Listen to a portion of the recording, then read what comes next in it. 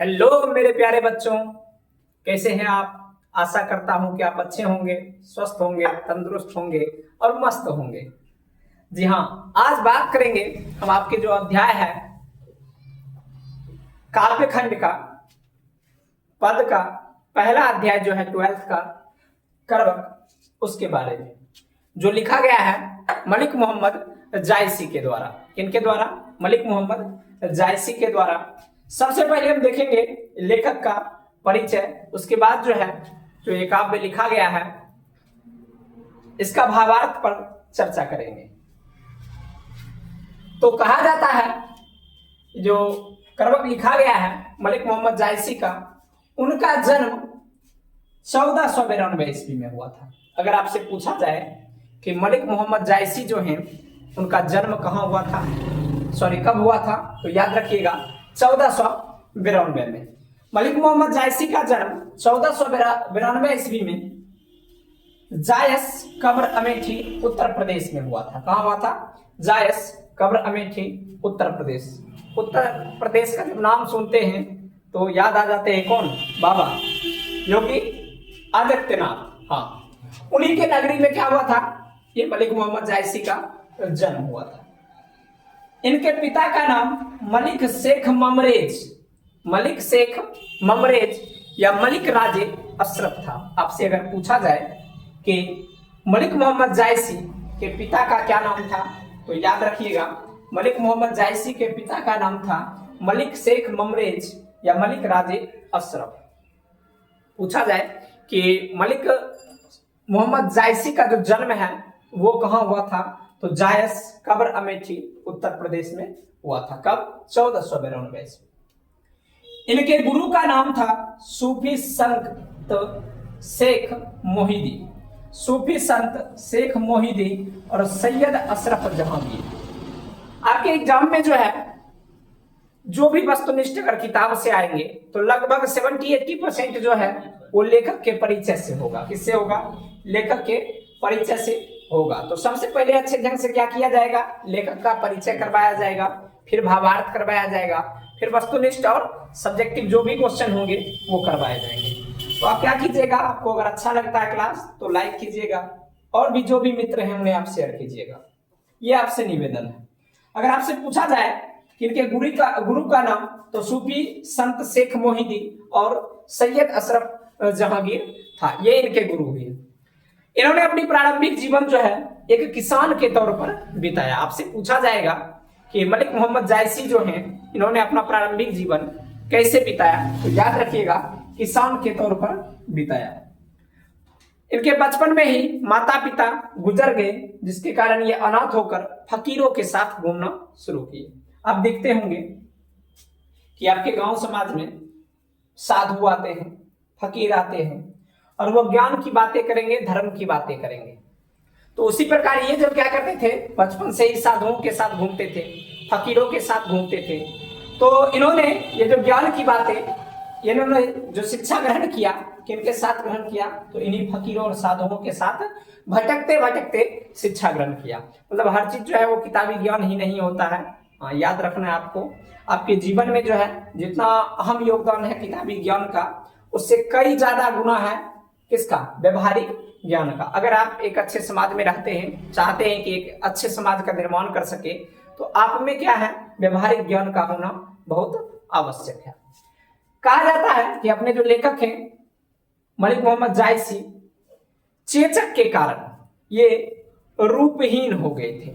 और रूपहीन का अर्थ क्या होता है कि मतलब देखने में अच्छे नहीं थे। क्या थे? देखने में अच्छे नहीं थे। कौन? मलिक मोहम्मद जायसी। और इसी चेचक के कारण इनका बायां आंख और कान चला जाता है। क्या होता है? बायां आंख और कान चला जाता है। मतलब बाएं आंख से ये देख नहीं पाते हैं और कान से सुन नहीं पाते हैं।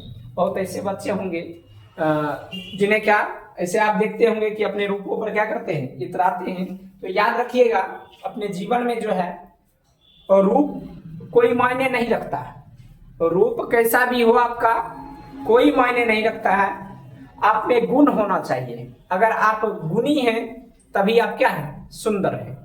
अगर रूप अच्छा है, हाँ, वो एक से एक क्रीम लगा लिए, बाल इससे लटका कर चल दिए, हाँ, उससे आप अच्छे नहीं कहे जाएंगे। याद रखिएगा, वो आपकी अच्छाई नहीं है। आपकी अच्छाई क्या है कि आपके पास व्यवहार क्या है, आप लोगों के साथ किस प्रकार का व्यवहार करते हैं, आप में गुण कैसा है, वही आपकी क्या है, अच्छाई है। तो मेरे प्यारे बच्चों, आप जीवन में याद रखिएगा कि वो जो रूप है वो अच्छा नहीं होना चाहिए, हाँ, क्या होना चाहिए, गुण होना चाहिए। इनकी जो प्रमुख कृतियां हैं, यहां से 100% क्वेश्चन आ जाता है आपके एग्जाम में। अगर पूछा जाए कि पद्मावत किसके द्वारा लिखा गया, तो याद रखिएगा मलिक मोहम्मद जायसी के द्वारा लिखा गया। आपसे पूछा जाए कि अखरावट किनकी रचना है, तो मलिक मोहम्मद जायसी की रचना है। आखिरी कलाम किसने लिखा, तो मेरे प्यारे बच्चों आपको बताना है कि आखिरी कलाम किसने लिखा, पद्मावत लिखा, सॉरी, ये मलिक मोहम्मद जायसी। चित्ररेखा मलिक मोहम्मद जायसी। कहरनामा मलिक मोहम्मद जायसी। मसला या मसलानामा मलिक मोहम्मद जायसी। और याद रखिएगा, ये कई बार पूछा जा चुका है कि प्रेम के पीर की रचनाकार कौन है। मेरे प्यारे बच्चों, अगर आपसे पूछा जाए कि प्रेम के पीर के रचनाकार कौन है, तो याद रखिएगा क्या, मलिक मोहम्मद जायसी। अखरावट, पद्मावत, प्रेम के पीर, आखिरी कलाम, ये सब किनकी रचना है, मलिक मोहम्मद जायसी की। किनकी रचना है, मलिक मोहम्मद जायसी की। मलिक मोहम्मद जायसी के द्वारा जितने भी ग्रंथ लिखे गए हैं उसे कहा जाता है क्या, जायसी ग्रंथावली। क्या कहा जाता है, जायसी ग्रंथावली। कुछ कवियों ने क्या है, इस ग्रंथ को क्या कहा है, जायसी ग्रंथावली कहा है। क्या कहा है, जायसी ग्रंथावली कहा है। इन्होंने जो लिखा है पद्मावत, ये इनके प्रमुख काव्य हैं, इसमें प्रेम का वर्णन किया गया है। और आपसे पूछा जाए कि पद्मावत में किन का वर्णन किया गया है, तो चित्तौड़ के नरेश, चित्तौड़ के राजा रतन सेन का। किनका, चित्तौड़ के राजा रतन सेन का। और सिंहल द्वीप की रानी, सिंहल द्वीप श्रीलंका, सिंहल द्वीप की रानी कौन, पद्मावती। इन दोनों के प्रेम, इन दोनों के प्रेम का वर्णन जो है वो किसमें किया गया है, पद्मावत में किया गया है। किसमें किया गया है, पद्मावत। मेरे प्यारे बच्चों, आपसे अगर पूछा जाए कि पद्मावत किनकी रचना है, तो मलिक मोहम्मद जायसी की रचना है। किनकी है, मलिक मोहम्मद जायसी की रचना है। इन रचना में इन्होंने चित्तौड़ के राजा, चित्तौड़ के नरेश रतन सेन और सिंहल द्वीप की रानी जो है पद्मावती के प्रेम कहानी को लिखा गया।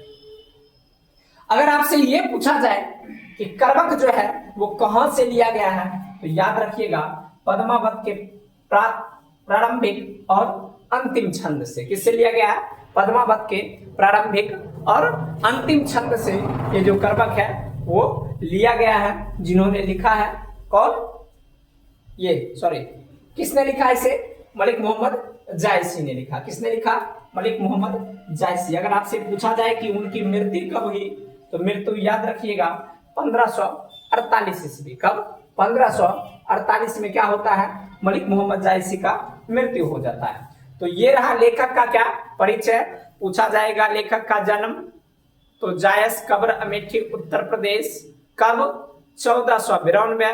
पिता का नाम मलिक शेख ममरेज या मलिक राजे अशरफ। गुरु का नाम सूफी संत शेख मोहिदी और सैयद अशरफ जहांगीर। प्रारंभिक जीवन किसान में, शेष जीवन फकीर के साथ वो क्या किए, घूमे और शिक्षा क्या किए, फकीरों के साथ ग्रहण किए।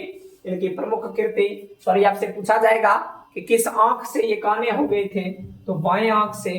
किस कान से बहरे थे, तो बाएं कान से। किसके कारण रूपहीन हो गए, तो चेचक के कारण। प्रमुख कृतियां में पद्मावत, अखरावट, आखिरी कलाम, मसलानामा, कहरनामा, प्रेम के पीर, ये सब क्या है, इनकी प्रमुख रचना है। तो ये रहा हमारा क्या चीज, कर्वक में जो मलिक मोहम्मद जायसी हैं उनका परिचय। चलिए आगे देखते हैं, इन्होंने ये जो कर्वक में किन किन बातों के बारे में लिखा है। तो हम क्या करेंगे, श्लोकों का भावार्थ देखेंगे इस क्लास में।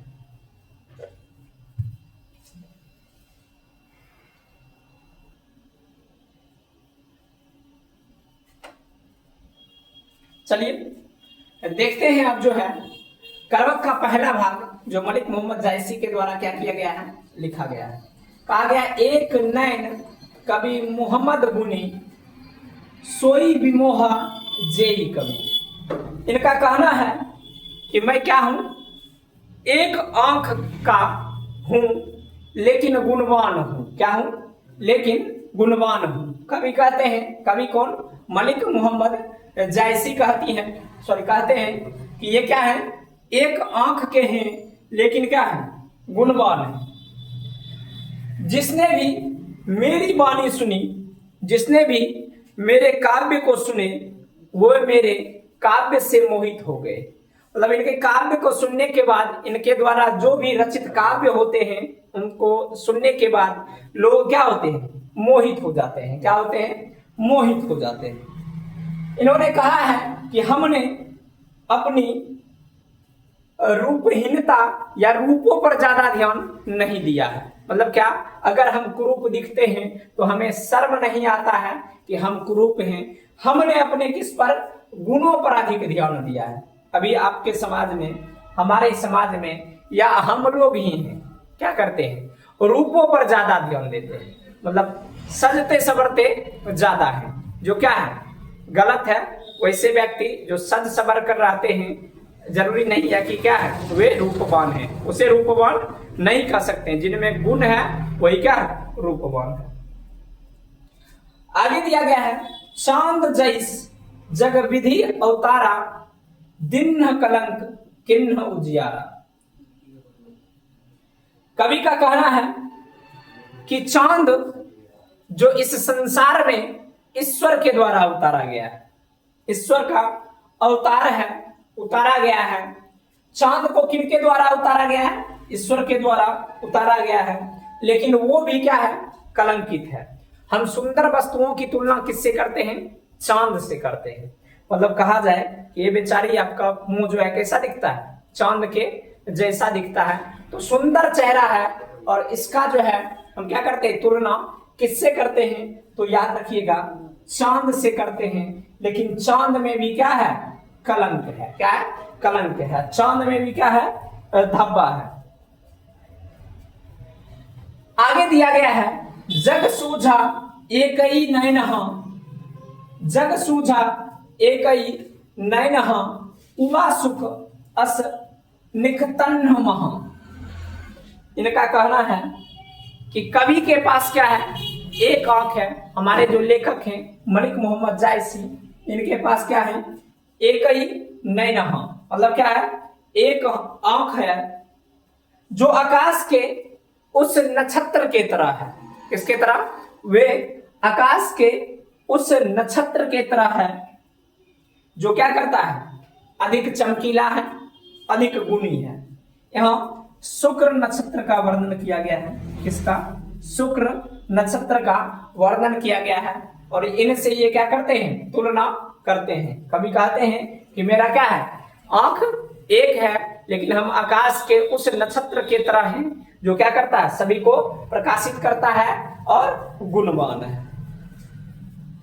आगे दिया गया है कि जौ लही अम्ब ही डाम ना होई, तौ लही सुगंध बसाई ना सोई। डाम मतलब क्या होता है मेरे प्यारे बच्चों, याद रखिएगा। आप देखते होंगे बागीचा में मंजर लगता है। क्या लगता है, मंजर लगता है। मंजर को क्या कहा जाता है, डाम कहा जाता है। क्या कहा जाता है, डाम कहा जाता है। अम्ब ही मतलब आम में, किसमें, आम में। तो याद रखिएगा, लेखक का कहना है, ये कहते हैं कि जब तक आम के बागीचे में, आम के पौधे में नुकीली मंजर नहीं लगती है, कड़वापन नहीं होता है, तब तक आम भी मीठा नहीं होता है। क्या होता है, आम भी मीठा नहीं होता है। ये क्या है, ये तो एक मानव है।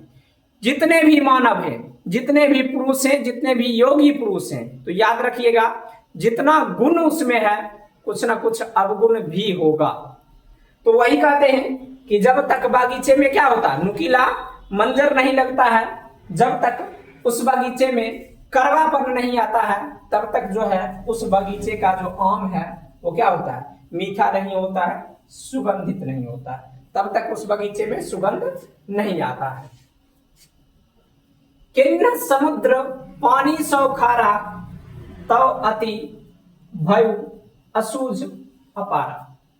लेखक का कहना है कि समुद्र कितना बड़ा होता है।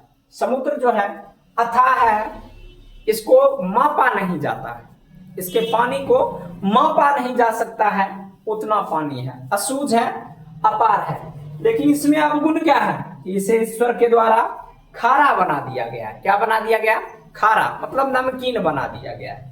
गुण है कि असूझ है, अपार है, लेकिन इसमें अवगुण क्या आ गया? ये क्या है? खारा है। क्या है? खारा है।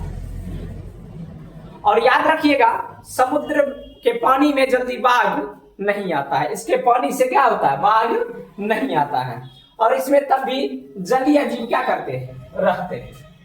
आगे दिया गया है, जौ सुमेरु त्रिशूल विनाशा, भा कंचन गिरी लाग आकाशा। भगवान शिव क्या किए थे कि सुमेरु पर्वत पर अपने त्रिशूल से प्रहार किए थे। क्या किए थे? सुमेरु पर्वत पर अपने त्रिशूल से प्रहार किए थे। तब जो त्रिशूल है वो क्या बना? कंचन गिरी, मतलब सोने की पहाड़ कहा गया उसको। क्या कहा गया? सोने की पहाड़ कहा गया। और जब से, और ये किया गया था किस पर? सुमेरु पर्वत पर। किस पर? सुमेरु पर्वत पर कहा जाता है। तब वो क्या हुआ? उसकी ऊंचाई में वृद्धि हुई और वो आकाश को छूने लगा। क्या किया? आकाश को छूने लगा। आपको याद रखना है कि जब तक सुमेरु पर्वत पर भगवान शिव के द्वारा त्रिशूल से प्रहार नहीं किया गया, तब तक वो किसका नहीं बना? सोने का पर्वत नहीं बना। जैसे ही प्रहार किए, सोने का पर्वत बन गया और वो दिनों दिन उसकी क्या है? ऊंचाई बढ़ने लगी, वो आकाश को छूने लगा। जब नहीं घड़ी कंचन ना परा, कांच होई नहीं कंचन करा। जब नहीं घड़ी मतलब क्या होता है? घेरिया। एक बर्तन होता है, आप लोग जब सुनार के यहाँ जाते होंगे तो एक बर्तन उसके पास रखता है वो, जिससे क्या करता है? सोने को गलाता है। क्या कराता है? सोने को गलाता है। तो जब तक सोने को वो जो सुनार है वो घेरिया में गलाएगा नहीं, उस पात्र में गलाएगा नहीं, तब तक ये जो सोना है, कंचन मतलब क्या होता है? सोना, ये शुद्ध नहीं होगा, इसका महत्व नहीं बढ़ेगा। आगे दिया गया है, एक नयन जस दर्पण तव ते ही निर्मल भाव, सब रूप बन गही मुख जेब ही कई चाव। लेखक का कहना है कि मेरा एक आंख जो है वो दर्पण के समान है, आईना के समान है। कहते होंगे ना आप लोग कि क्या है? सच्चाई जो है वो कहाँ दिखता है? आईने में दिख जाता है। कहाँ दिखता है? आईने में दिख जाता है। तो ये कभी कहते हैं क्या कि इनके पास क्या है? एक आंख है, जो आंख कैसा है? दर्पण के समान निर्मल है। क्या है? दर्पण के समान निर्मल है, स्वच्छ है। इसमें जैसे भी व्यक्ति होते हैं उनका स्वरूप वे अपने एक आंखों से ही देख लेते हैं। मतलब इस संसार की जो दृष्टि है उसे एक आंखों से कि संसार कैसा है वो देख पाते हैं, मुख देख लेते हैं। देखिए यहां से जो है कई बार पूछा गया है, ये जो भावार्थ है कई बार पूछा गया है, ये भावार्थ कई बार पूछा गया है, ये जो है कई बार पूछा जा चुका है, ये पूछा गया है, ये पूछा गया। तो ये सब जो भी भावार्थ हैं वो कई बार क्या किए गए हैं? पूछे गए हैं। आपको कहा जाएगा कि भावार्थ लिखने के लिए तो कैसे लिखना है वो थोड़ा बता देते हैं, फिर चलेंगे भाग 2 पर। जैसे मानिए दिया गया है कि जौ लही अम्ब ही डांभ ना होई, तौ लही सुगंध बसाई न सोई। तो लिखना कैसे है? लिखना प्रस्तुत पंक्ति पाठ्य पुस्तक, किताब का नाम क्या है? दिगंत भाग 2 है। तो दिगंत भाग 2 के कर्मक से लिया गया है।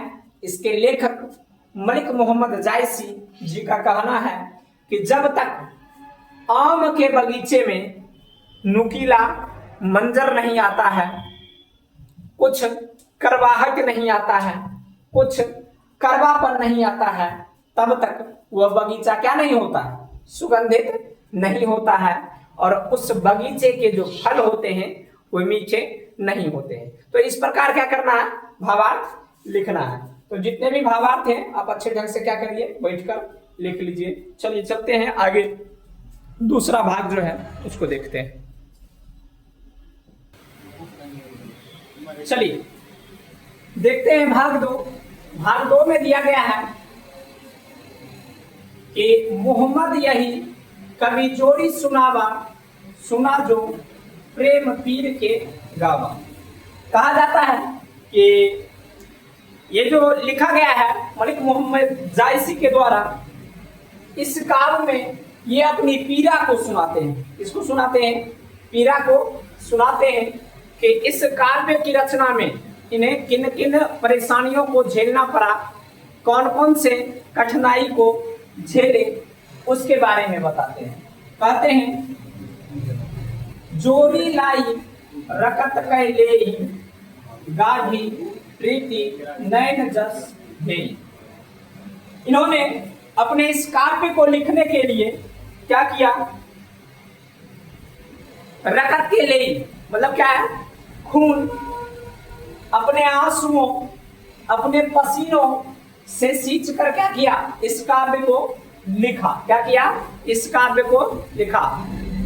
जोड़ी लाई रकत के ले मतलब इन्होंने क्या किया,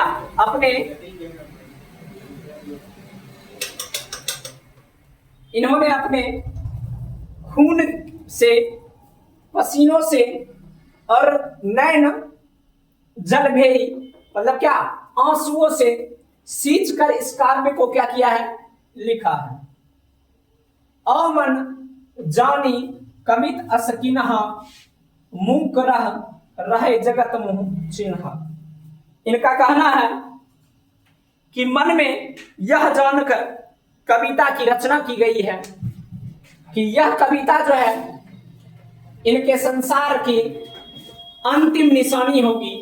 मतलब जब इनका क्या होगा, निधन हो जाएगा, निधन होने के बाद यह जो कविता होगा यह इनके संसार की अंतिम निशानी होगी। आगे, कहां रतन सेनी अस राजा, कहां सुवा असी बुद्धि उपराजा।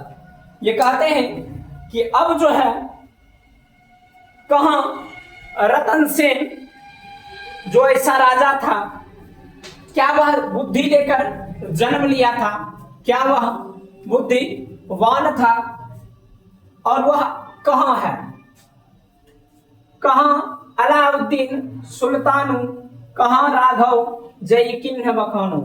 इनका कहना है कि कहां है वह अलाउद्दीन, कहां है वह राघव चेतन का बखान।